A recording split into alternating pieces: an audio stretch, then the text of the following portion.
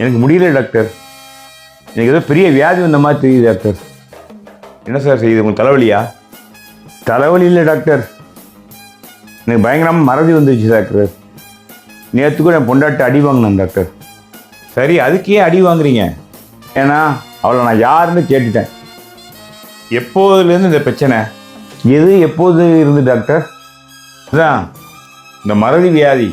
எனக்கு வியாதியா? யார் டாக்டர் சொன்னா? சரி, அதை விடுங்க.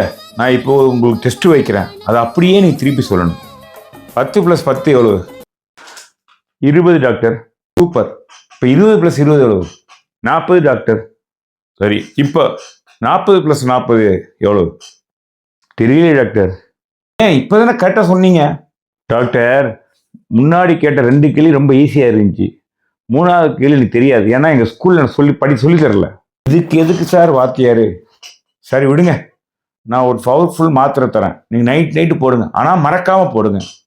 டாக்டர், எனக்கு ஒரு சின்ன சந்தேகம்.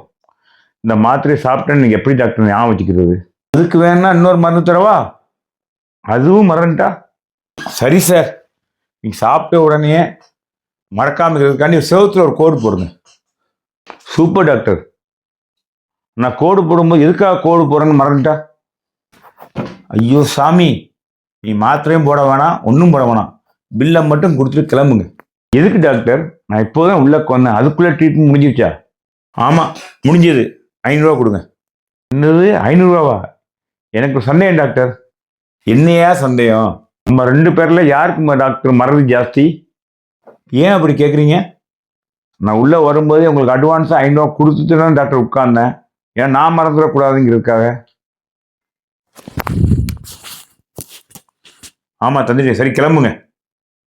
பார்த்தீங்களா டாக்டர், என் வியாதி உங்களுக்கு வந்துருச்சு, அதனால் தயவுசெய்து ஃபீஸை திருப்பி கொடுங்க.